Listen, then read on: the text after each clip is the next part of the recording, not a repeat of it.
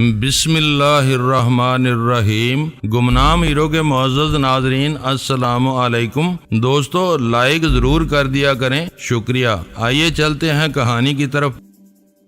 ماضی کی جڑیں بھی اسی ماحول میں تھیں۔ میں نے اپنے ہاتھوں سے بہت کچھ کیا، دیکھا اور پھر سب چھوڑ دیا۔ ہم جہانگیر کی بات کر رہے تھے، آپ بٹک کر نہ جانے کہاں پہنچ گئے۔ غزالہ نے منہ بنایا۔ نشہ جہانگیر کو اپنی طرف نہیں بلاتا، جہانگیر نشے میں رہنا چاہتا ہے۔ بیٹے کے آ جانے سے بھی اس کی یہ عادت نہیں بدلے گی۔ کیسی زندگی ہوگی اس بیچارے کی، ویرا نے ترہم امیز لہجے میں کہا۔ ماں باپ زندہ ہیں، صحت مند اور باحثیت ہیں، مگر وہ ان کی شفقت اور نگہداشت سے محروم ہے۔ ایسے بچوں کی شخصیت کبھی مکمل نہیں ہو سکتی۔ مثال تمہارے سامنے ہے۔ راستے میں اول خان سے ویرا کے بارے میں بات ہو رہی تھی۔ ویرا سب کچھ ہے مگر ادھوری ہے، کیونکہ اسے کبھی بھی باپ کا سایہ نہیں مل سکا، اور پھر وہ بچے جنہیں ماں کی ممتا ملی اور نہ باپ کی محبت، میں نے دانستہ فکرہ ادھورا چھوڑ دیا۔ کیا آپ جہانگیر کو نہیں سمجھا سکتے؟ غزالہ نے چند ثانیوں کی خاموشی کے بعد پوچھا۔ نہیں، جو شخص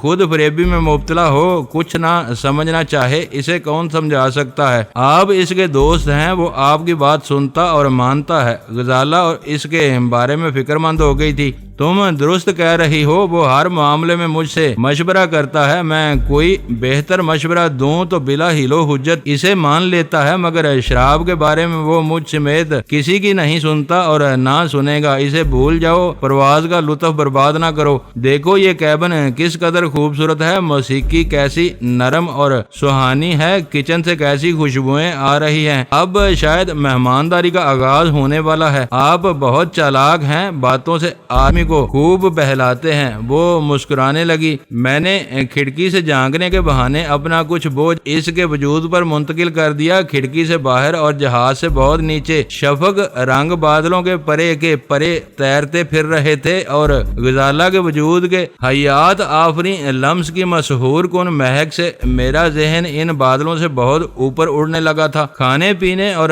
باتوں میں پتہ ہی نہیں چلا کہ 1.5 گھنٹہ کیسے گزر گیا۔ جہاز کے کپتان نے پیجنگ سسٹم پر مسافروں کو لاہور کے موسم کا کچھ احوال بتایا، الوداع کہا اور پھر پرواز کی لینڈنگ کا اعلان کر دیا۔ جہاز سے باہر قدم رکھتے ہی طبیعت خوش ہو گئی، کیونکہ لاہور کا موسم کراچی سے بہت بہتر تھا۔ رات اپنا ڈیرا ڈال چکی تھی۔ رن وے اور ایئرپورٹ کی عمارت دور تک روشنیوں سے جگمگا رہی تھی۔ سیڑھیوں کے قریب کئی لمبی بسیں مسافروں کو ٹرمینل کی عمارت تک لے جانے کے لیے منتظر تھیں۔ فرسٹ اور بزنس کلاس کے مسافروں کے لیے اگلی سیڑھی کے ساتھ کوچز موجود تھیں۔ شاید جہاز کے کارگو ہولڈ میں سامان بار کرتے ہوئے خاص طور پر یہ اہتمام کیا جاتا ہے کہ مہنگے درجوں کے مسافروں کا سامان دوسرے سے پہلے اتارا جا سکے۔ گردش کرتی ہوئی بیلٹ پر ذرا ہی دیر میں بعد ہمارا سوٹ کیس نظر آنے لگا۔ اس وقت تک سلمہ کا کہیں پتہ نہیں تھا۔ سوٹ کیس ٹرالی پر لدوانے کے بعد جو ہی ہم باہر نکلے تو استقبالی ہجوم میں متعدد افراد پلے کارڈز لیے موجود تھے، جن پر اردو یا انگریزی زبان میں ان کے متوقع نام لکھے ہوئے تھے۔ ان میں ایک ہوٹل کا پلاسٹک کا لمبا سا پلے کارڈ، بلکہ پلاسٹک بورڈ بہت خوشنما تھا، جس پر پلاسٹک سے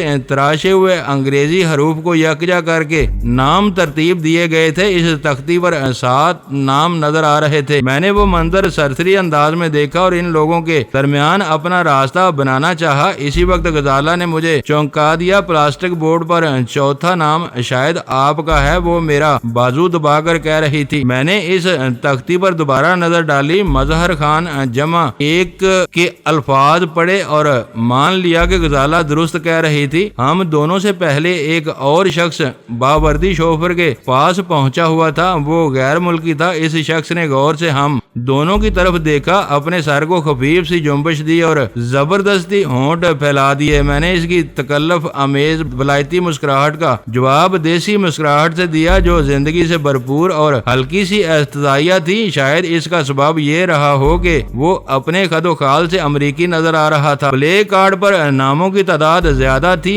باوردی شوفر نے ہم تینوں کو اپنے ساتھی کے حوالے کر دیا۔ ہوٹل کے عملے کی پناہ میں پہنچنے کا یہ فائدہ ہوا کہ ہم پیشہ ور ٹیکسی ڈرائیوروں اور ان کے ایجنٹوں کی یلغار سے بچ گئے۔ ماضی میں ان کے ساتھ کئی تلخ تجربات سے گزر چکا تھا، مگر اندرون ملک سفر کرتے ہوئے ان تجربات سے مفر بھی ممکن نہیں تھا۔ ٹرمینل کی عمارت کے سامنے پارکنگ لاٹ میں پی سی کی ایک کوسٹر موجود تھی جو ایک وقت میں 10 سے زیادہ مسافروں اور ان کے سامان کو ہوٹل پہنچا سکتی تھی۔ جب ہمیں لانے والے نے ہمارے لیے ایک سیاہ سیڈان کار کے دروازے کھولے تو مجھے اندازہ ہوا کہ باوردی شوفر نے ہمیں کچھ زیادہ ہی وقت دی تھی۔ سر، آپ ادھر تشریف لے آئیں۔ مجھے اور غزالہ کو پچھلی نشست پر بٹھانے کے بعد اس شخص نے سفید فام سے کہا۔ سفید فام کی پیشانی پر ناگواری کی علامات ابھر آئیں کیونکہ میزبان اسے کوسٹر کی طرف بلا رہا تھا۔ دونوں کے درمیان کچھ مکالمہ ہوا جو سیڈان کا دروازہ بند کیے جانے کے سبب میں نہ سن سکا۔ اس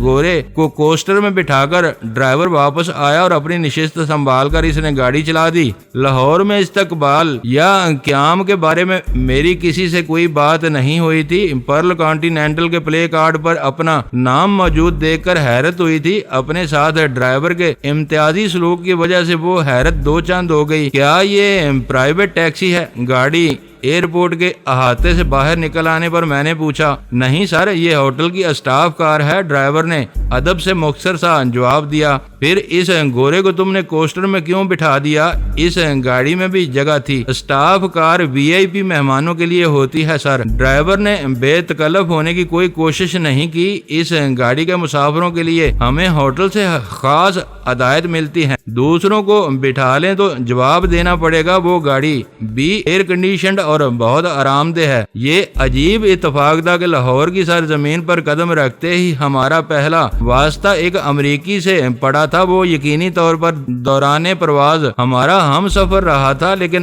ہم نے لاہور پہنچنے سے پہلے اسے نہیں دیکھا تھا۔ میرے ذہن کے ایک گوشے میں اس شبے نے سر ابھارا کہ کہیں وہ کراچی سے ہی ہمارے پیچھے نہ لگا ہوا ہو، لیکن میں نے خود اس خیال کو مسترد کر دیا۔ لاہور ایئرپورٹ سے باہر آنے تک خود ہمیں معلوم نہیں تھا کہ ہمارے قیام کا پی سی میں بندوبست کیا جا چکا ہے، تو کسی اور کو اس بارے میں کیسے معلوم ہو سکتا تھا؟ وہ محض اتفاق تھا اور اس امریکی پر شبہ کرنا بے سود تھا۔ ہوٹل والوں کا ایک اپنا انتظام تھا۔ پورج سے ہم اندر داخل ہوئے تو مہمانداری کے نگران نے اپنی جگہ چھوڑ کر ہمارا استقبال کیا۔ اس کی میز کے سامنے پڑی ہوئی کرسی پر ایک وجیح اور نوجوان شخص بیٹھا ہوا تھا۔ نگران نے جو ہی مجھے مظہر خان کہہ کر مخاطب کیا، وہ شخص گرم جوشی سے میری طرف لپکا۔ مجھے خالد احمد کہتے ہیں۔ اس نے اپنا تعارف کراتے ہوئے داہنا ہاتھ میری طرف بڑھایا۔ مجھے کوئی شبہ نہ رہا کہ وہ سارا بندوبست اسی کا تھا اور وہی اسپیشل ٹاسک فورس کے لاہور یونٹ کا کمانڈر تھا۔ میں نے اس کے ہاتھ کو نظر انداز کر کے اسے اپنی باہوں میں لے لیا۔ وہ میری طرف سے اپنی پیش قدمی کا منتظر تھا۔ لاہوری انداز میں مجھ سے بغل گیر ہو گیا۔ اس کا داہنا ہاتھ میرے شانے پر سے اور بایاں ہاتھ پسلیوں پر سے ہوتا ہوا میرے جسم کے گرد جم چکا تھا۔ وہ اس کی طرف سے اپنائیت کا والہانہ اظہار تھا۔ سر، یہ میری خوش قسمتی ہے کہ مجھے آپ کی قدم بوسی کی سعادت حاصل ہوئی۔ مجھے تھوڑی دیر پہلے کراچی سے پیغام ملا تھا کہ آپ آ رہے ہیں۔ اس نے مجھ سے الگ ہو کر ادب سے غزالہ کو سلام کیا، پھر مسرت سے سرشار لہجے میں بولنے لگا۔ ہوٹل میں آپ ہمارے مہمان ہوں گے۔ مجھے ہوٹل میں صرف ایک فارم پر دستخط کرنے پڑے۔ اس سے پہلے چابی آ چکی تھی اور پورٹر نے ہمارا اکلوتا سوٹ کیس ٹرالی پر رکھ لیا تھا۔ ہوٹل کی لابی میں خالد سے زیادہ دیر تک بات نہیں کی جا سکتی تھی۔ میں نے اسے روکنے کے لیے اصرار کیا مگر وہ آمادہ نہ ہوا۔ اس کا خیال تھا کہ ہم کراچی سے وہاں پہنچے تھے، تھک گئے ہوں گے، اس لیے ہمیں آرام کی ضرورت تھی۔ وہ اگلی صبح 10 بجے فون کر کے آنے کا وعدہ کر کے وہیں سے رخصت ہو گئے۔ ہم دونوں پورٹر کے ساتھ لفٹ کی طرف بڑھ گئے۔ ہوٹل کا کمرہ حسب روایت کشادہ، روشن اور بہت آراستہ تھا۔ میں جاتے ہی زہری پر گر گیا۔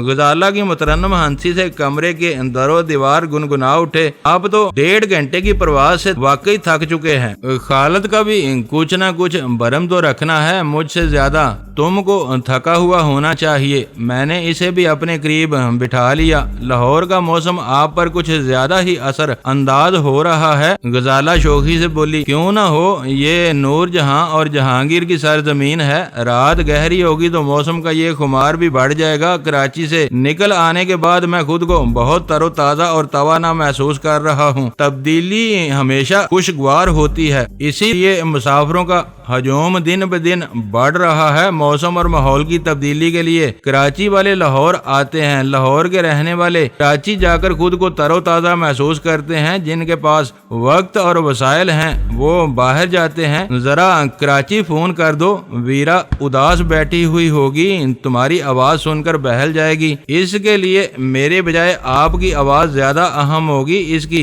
اداسی کو زیادہ افاقہ ہوگا۔ موقع پاتے ہی وہ چوٹ کر گزری تھی، میں نے بے رحمی سے اس کے پہلو کو گدگدا دیا اور وہ ہنستی ہوئی مسحری پر لوٹ پوٹ ہو گئی۔ اس کی ہنسی تھمی تو میری ہدایت برقرار تھی، اس کو کراچی کا نمبر ملانا پڑا۔ کارڈ پر مندرجہ نمبر ملا کر اس نے براہ راست لائن لی اور پھر گھر کا نمبر ملا لیا۔ اس کی گفتگو سے اندازہ ہوا کہ وہ اول خان سے مخاطب تھی۔ مجھے یہ جان کر حیرت ہوئی کہ وہ اس وقت بھی ہمارے گھر پر موجود تھا، شاید وہ ویرا اور سلطان شاہ کی دل جوئی کے لیے وہاں بیٹھا ہوا تھا۔ اس سے سفر کے بارے میں چند فکروں کے تبادلے کے بعد غزالہ نے ریسیور میری طرف بڑھا دیا۔ تم عظیم آدمی ہو، میں نے مسحری پر لیٹے لیٹے ریسیور اپنے کان سے لگا کر کہا۔ ان دونوں کا اتنا دھیان رکھو گے تو انہیں مہینوں بھی ہماری کمی محسوس نہیں ہوگی۔ ہو سکتا ہے کہ عین قابل سفر پر جانے کا ارادہ ملتوی کر دے۔ ابھی تم پاکستان میں ہو، اول خان نے مجھے یاد دلایا۔ یہاں اتنی احتیاط کی ضرورت نہیں ہے، ویسے بھی یہ بندوبست خالد کا ہے اور ہوٹل پی سی ہے، ہم فون پر کھل کر بات کر سکتے ہیں۔ میں ان کی دل جوئی سے زیادہ اپنی پریشانی کے سبب یہاں رکا ہوں۔ کیوں، تمہیں کیا پریشانی ہے؟ میں چونک کر بستر سے اٹھ گیا۔ وہ دونوں تو خیریت سے ہیں نا؟ وہ دونوں بلکہ ہم تینوں خیریت سے ہیں۔ اول خان کی آواز مزمل ہو گئی۔ بولٹن مارکیٹ پر ایک ٹائم بم ٹھیک 6 بجے پھٹا ہے۔ سٹینڈ پر کھڑی ہوئی 2 گاڑیوں کے پرخچے اڑ گئے، 3 آدمی بری طرح مجروح ہوئے ہیں۔ غنیمت یہ ہوا کہ بم ٹیکسی سٹینڈ کے قریب پھٹا جہاں زیادہ بھیڑ بھاڑ نہیں ہوتی۔ وہ خبر سن کر میں لرز کر رہ گیا۔ شام کے 6 بجے بولٹن مارکیٹ کا سارا کاروباری اور دفتری علاقہ ہر طبقے کے لوگوں سے بھرا ہوا ہوتا ہے۔ ٹھیلوں اور پتھاروں سے لے کر دکانوں تک میں ہجوم نظر آتا ہے۔ ایسے نازک وقت پر پھٹنے والے بم نے اگر 3 افراد کو صرف زخمی کیا تھا تو وہ معجزہ ہی کہا جا سکتا تھا۔ میں نے ملول لہجے میں پوچھا، مجھے حیرت ہے کہ یہ واقعہ کراچی میں ہوا اور تم وہاں گھر پر بیٹھے ہوئے ہو۔ کراچی پاکستان کا دل ہے، یہاں بہت سی ایجنسیاں سرگرم رہتی ہیں، ہم وفاقی اور مقامی اداروں کے دائرہ کار میں داخل نہیں ہوتے۔ وہاں جانے سے مداخلت کا تاثر پیدا ہوگا، اس وجہ سے اپنے دل پر جبر کیے بیٹھا ہوا ہوں۔ تمہیں خبریں تو مل رہی ہوں گی، یہ واقعہ کیسے ہوا؟ میں نے متجسس لہجے میں پوچھا۔ ایسے واقعات بس اچانک رونما ہوتے ہیں، یہ جوگی والے واقعے کا جواب بھی ہو سکتا ہے۔ اسے کھسیانی بلی کا کھمبا نوچنے سے تشبیہ دی جا سکتی ہے۔ میں نے اپنے حلق میں تلخی گھلتی ہوئی محسوس کی۔ میمن گوٹ والے واقعے کے بعد اسلام آباد میں دھماکہ کیا گیا تھا، اب کراچی کو نشانہ بنایا گیا ہے۔ یہ واقعات یوں ہی چلتے ہیں۔ غنیمت یہ ہے کہ اس بار ایک مشتبہ شخص سامنے آیا ہے اور بہت بڑے علاقے کی ناکہ بندی کر کے اس کی تلاش کی جا رہی ہے، اول خان نے بتایا۔ وہ ہاتھ آ جائے تو مجھے ضرور اطلاع دینا، ہم لوگ 1-1.5 بجے تک جاگتے رہیں گے۔ شرط یہی ہے کہ مجھے کچھ پتہ چلے۔ بعض اوقات سرکاری ادارے بہت زیادہ رازداری سے کام لینے لگتے ہیں، یہ بھی مجبوری ہے۔ لاہور میں تمہارا بندوبست بہت شاندار تھا، خالد نے مجھے متاثر کیا ہے۔ کاش تم دونوں مل کر کوئی کام کر سکو۔ تمہارا روانہ ہو جانے کے بعد مجھے خیال آیا تھا کہ تم لاہور میں کہاں رہو گے۔ میں ہنس پڑا۔ ہم سب ایک دوسرے کا یوں خیال رکھتے ہیں جیسے ہمارے سوا سب ناسمجھ بچے ہوں۔ لاہور ایک ترقی پذیر شہر ہے، ہم آسانی سے کسی بھی ہوٹل میں قیام کر سکتے تھے، کہیں اب تم ہمارے کھانے پینے کا بندوبست بھی شروع نہ کر دینا۔ میں نے صحیح اندازہ لگایا تھا، تمہارا ذہن غلط سمت میں کام کر رہا تھا۔ اس وقت تمہارے لیے 5 سٹار ہوٹل ہی سب سے بہتر اور محفوظ ہے۔ فیملی اسٹیٹس رکھنے والے بہت سے ہوٹل جرائم کا گڑھ بنے ہوئے ہیں۔ لاہور سرحدی شہر ہے، وہاں بھارتی ایجنٹوں کی خفیہ آمد و رفت کا سلسلہ بھی جاری رہتا ہے، تم یہ جانتے ہو، پھر بھی اس کا کوئی سد باب نہیں ہو سکتا؟ میں نے حیرت سے پوچھا۔ اگر یہ معلوم ہو کہ کون بیرونی ایجنٹ یا دہشت گرد ہے تو مسئلہ اسی وقت نمٹ جائے۔ ہوتا یہ ہے کہ واقعہ ہو جاتا ہے، حقائق بعد میں سامنے آتے ہیں۔ تم خود بتاؤ کہ جعلی شناختی کارڈ پر مقامیوں والی مراعات سے فائدہ اٹھانے والوں کو کون روک سکتا ہے؟ شاید یہ سب سے سنگین اور بنیادی بنیادی سوال ہے، میں نے فکر مندی سے کہا۔ اسے نظر انداز کر کے غلطی کی جا رہی ہے۔ افغان، ایرانی، بنگلہ دیشی سب یہاں شناختی کارڈ بلکہ پاسپورٹ بنوا کر عیش کر رہے ہیں اور کوئی پوچھنے والا نہیں ہے۔ جب تک یہ نظام درست نہیں ہوگا، امن و امان کے سنگین مسائل پیدا ہوتے رہیں گے۔ راہ والوں کو پاکستانی بننے سے کون روک سکے گا؟ پاکستانی شناخت کو ہم نے خود بے توقیر کر دیا ہے۔ اب اپنا خون نہ سلگاؤ، لاہور میں آرام کرو۔ کوئی اہم بات سامنے آئی تو میں تم سے رابطہ کروں گا۔ آپ کراچی میں موجود ہوتے تو اسی وقت مشتبہ آدمی کا کھوج لگانے پر تل جاتے۔ اول خان سے ہونے والی گفتگو کی تفصیل سن کر غزالہ نے کہا، اسی وجہ سے اول خان کی خواہش تھی کہ آپ جلد از جلد کراچی چھوڑ دیں۔ یہاں سے آپ کچھ نہیں کر سکتے۔ میں کچھ بھی نہیں کرتا، میری معلومات کے ذرائع محدود ہیں۔ بس کچھ لوگوں سے بر وقت رابطے ہو جائیں تو کوئی نہ کوئی کام کی بات سامنے آ جاتی ہے۔ اب اول خان خود اندھیرے میں ہے، میں کیا کر سکتا تھا؟ کراچی یا لاہور میں ہونے سے کوئی فرق نہیں پڑتا۔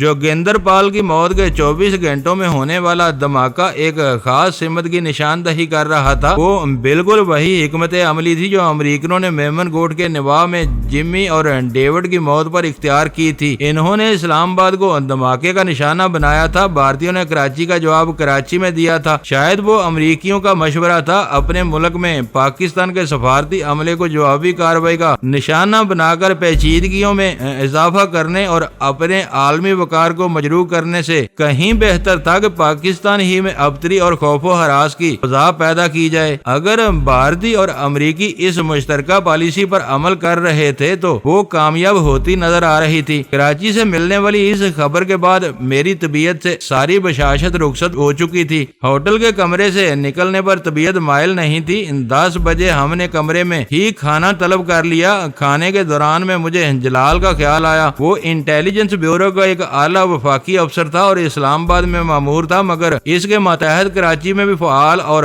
متحرک رہتے تھے۔ کراچی میں ہونے والے بم دھماکے کے سلسلے میں اسے تازہ ترین اطلاعات سے باخبر ہونا چاہیے تھا۔ میں نے کھانے سے فارغ ہوتے ہی اس سے رابطہ کرنے کا فیصلہ کر لیا۔ مجھے اندازہ تھا کہ تم نے اس دھماکے کے محرکات کو سمجھ لیا ہوگا۔ میرے سوال کے جواب میں اس نے تھکی ہوئی آواز میں کہا، یہ ان کی دیدہ دلیری اور کھلی دھمکی ہے کہ وہ ہمارے لیے مشکل مسائل پیدا کرنے کی صلاحیت رکھتے ہیں۔ سنا ہے کہ اس سلسلے میں کسی مشتبہ آدمی کی تلاش زور و شور سے جاری ہے۔ تم کراچی میں بیٹھے ہوئے ہو۔ مجھ سے اس نے کچھ کہنا چاہا مگر میں نے اس کی بات کاٹ دی۔ کراچی میں نہیں، میں لاہور میں ہوں۔ 7 بجے والی پرواز سے یہاں پہنچا ہوں۔ او ہو، اس کی بجھی ہوئی آواز میں تازگی عود کر رہی۔ مجھے اپنا فون نمبر دو، پتہ لکھواؤ۔ میں پہلی فرصت میں لاہور آ رہا ہوں۔ جو کھیل وہ کھیل رہے ہیں وہی میرے دماغ میں بھی تھا۔ انہیں یہاں ذکر پہنچانے کی بجائے ان کے ملک میں مارا جائے گا تو ان کے ہوش ٹھکانے آئیں گے۔ وہاں ہماری معقول نفری موجود ہے مگر ان کو مناسب رہنمائی نہیں مل رہی ہے۔ یہ خلا تم پورا کر سکتے ہو۔ مجھے وہاں کا چیف سیکرٹ ایجنٹ بنانے کی کوشش نہ کرو۔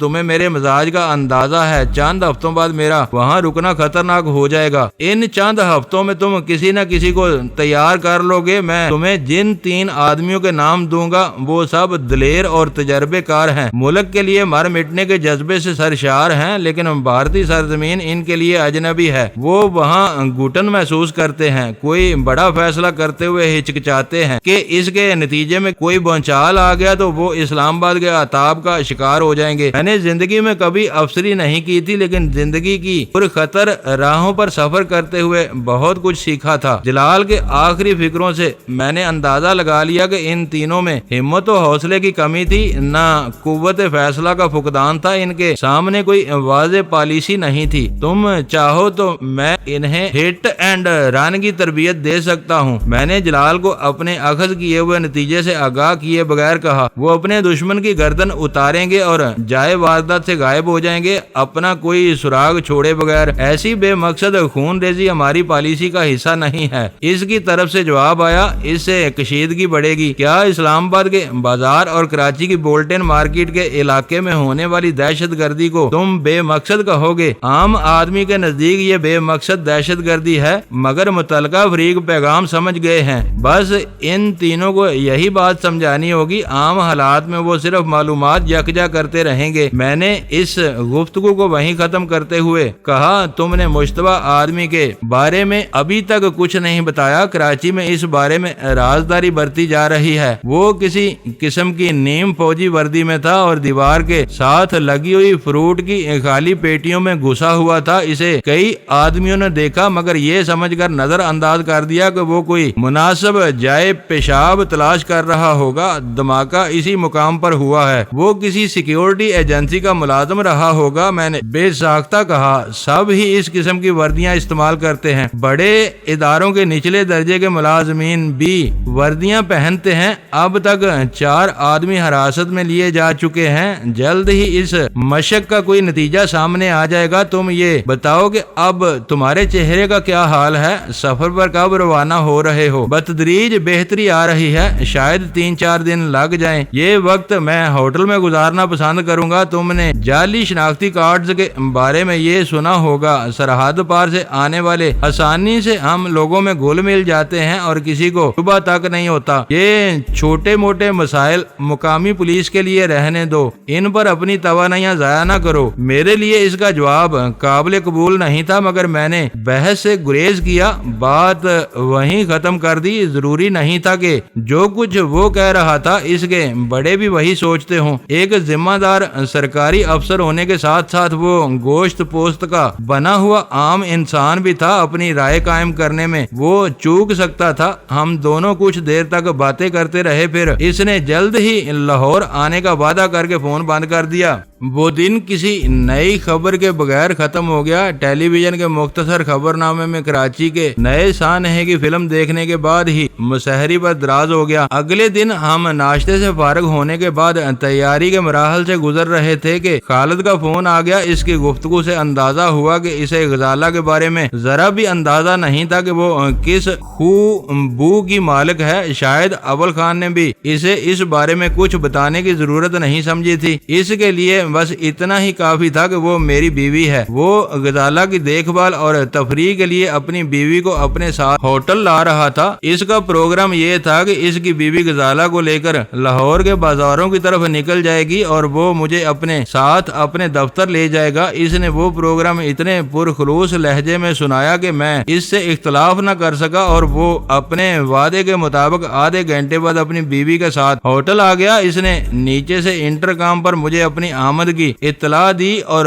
میں غزالہ کے ساتھ کمرے سے نکل کھڑا ہوا۔ عورتوں کو بازاروں کی سیر کا بہت شوق ہوتا ہے، میرے بہانے وہ اپنا شوق پورا کرے گی اور مجھے تھکا ڈالے گی۔ غزالہ نے راہداری میں کہا۔ مجبوری ہے، میں نے بے پرواہی سے کہا۔ تم بھی ایک عورت ہو، یہ تمہاری غلطی ہے کہ تمہیں بازاروں سے کوئی دلچسپی نہیں ہے۔ مجھے بس انارکلی کا بازار دیکھنے کا شوق ہے، اس کی بہت تعریف سنی ہے۔ انارکلی پرانے لاہور کا مرکزی بازار ہے۔ شہر کے نئے علاقوں میں کھلنے والے جدید بازاروں کی بھی کافی شہرت ہے۔ میں نے اسے سمجھایا، آج کی سزا بھگت لو۔ میں خالد کو سمجھا دوں گا کہ شاید کل تم اپنی مرضی سے دن گزار سکو۔ بازار جانے سے بہتر تھا کہ میں سلمہ کے پاس چلی جاتی، غزالہ نے حسرت سے کہا۔ وہ مجھے اچانک اپنے مائکے میں پا کر حیران ہو جاتی۔ پتہ نہیں آپ نے اسے کیوں نظر انداز کر دیا۔ جہاز پر اس سے فون نمبر اور پتہ ہی لے لیا ہوتا تو آڑے وقت میں اس کا سہارا لیا جا سکتا تھا۔ غزالہ کو وہ خیال اس وقت آیا، آج لاہور میں ایئرپورٹ کی عمارت سے باہر نکلنے تک سلمہ کی وہ افادیت ہم دونوں پر ظاہر نہیں ہو سکی تھی۔ ہمارا اندازہ تھا کہ ہم لاہور میں اپنی مرضی سے وقت گزار سکیں گے، جس کے لیے ہمیں کسی کے سہارے کی ضرورت نہیں تھی، مگر اول خان نے خالد احمد کو ہماری مہمانداری پر مامور کر کے ہماری بیشتر آزادیاں سلب کر لی تھی۔ نیچے خالد احمد اپنی بیوی کے ساتھ ہمارا منتظر تھا۔ اس کی گوری چٹی سبک اندام اور خوش رو تھی، خوبصورتی کے معیار پر وہ پوری نہیں اترتی تھی۔ اس جوڑے نے بہت بے باکی سے ہمارا استقبال کیا۔ خالد نے ہمیں اپنی بیوی سے تعارف کروانے کا فریضہ سر انجام دیا۔ وہ فوراً ہی ہوٹل سے روانگی کے موڈ میں تھا، لیکن میں نے لابی میں پڑے ہوئے صوفوں کی طرف پیشوائی کی تو وہ دونوں انکار نہیں نہیں کر سکے۔ باہمی مفاہمت کے لیے باتیں ضروری تھیں، اسی طرح خالد کی بیوی کا مزاج سمجھ میں آ سکتا تھا، باتوں کے لیے کچھ وقت درکار تھا۔ میں نے وقت حاصل کرنے کے لیے چائے طلب کر لی۔ اس دوران میں خالد کی بیوی غزالہ کے ساتھ باتوں میں مصروف ہو چکی تھی۔ دفتر کی گاڑی ہمارے پیچھے پیچھے آئی ہے، ہم اس میں اسٹیشن 3 جائیں گے۔ فرزانہ بیگم صاحبہ کو بازار وغیرہ لے جائے گی، 3 بجے تک ہم چاروں واپس یہیں لوٹ آئیں گے۔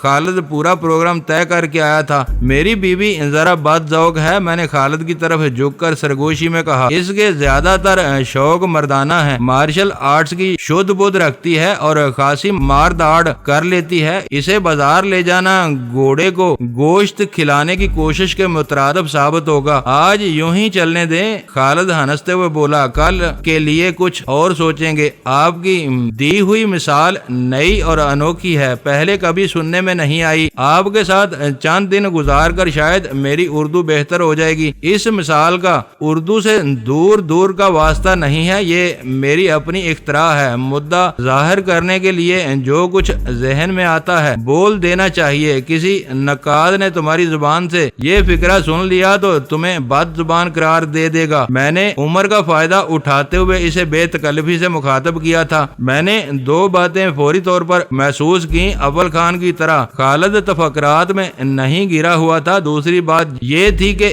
اس کے پہناوے سے قدرے خوشحالی جھلک رہی تھی۔ فرزانہ عورت تھی، اس لیے میں نے اس کے مہنگے لباس کو نظر انداز کر دیا تھا۔ اسے اہمیت دی جاتی تو ان دونوں کو خاصا آسودہ حال قرار دیا جا سکتا تھا۔ میرا اندازہ تھا کہ ایس ٹی ایف کے افسران کی یافت اتنی نہیں تھی کہ وہ متوسط طبقے سے اوپر جا سکے۔ لابی میں بیٹھنے والوں کے لیے چائے وغیرہ کی سروس بہت مستعد تھی۔ ذرا سی دیر میں چائے آ گئی، وہاں آس پاس دوسرے لوگ بھی موجود تھے۔ خالد نے ایک بار بھی میرا اصل نام نہیں لیا، مجھے مظہر صاحب اور غزالہ کو بیگم صاحبہ کہہ کر مخاطب کرتا رہا۔ چائے کا دور ختم ہونے کے بعد ہم چاروں نے اپنی جگہیں چھوڑ دیں۔ خالد اپنی رفتار تیز کر کے اپنی بیوی کے ساتھ ہو لیا۔ غزالہ کے قدم سست ہو گئے۔ اس نے بانپ لیا کہ خالد اپنی بیوی کو کچھ ہدایت دینے کا ارادہ رکھتا تھا۔ آج جہانگیر کو فون کر کے سلمہ کا فون نمبر لے لیں گے، غزالہ نے میرے پہلو بے پہلو چلتے ہوئے کہا۔ اس کا انحصار آج کے تجربے پر ہوگا۔ سلمہ کو چھیڑا گیا تو وہ ہوٹل بھی پہنچ جائے گی، اس سے پیچھا چھڑانا مشکل ہو جاتا ہے۔ دوستو ویڈیو کو لائک ضرور کر دیا کریں۔ ISI پاک آرمی زندہ باد، پاکستان پائندہ باد۔ معزز ناظرین، اپنا خیال رکھیے گا اور اپنے اس چینل کا بھی شکریہ۔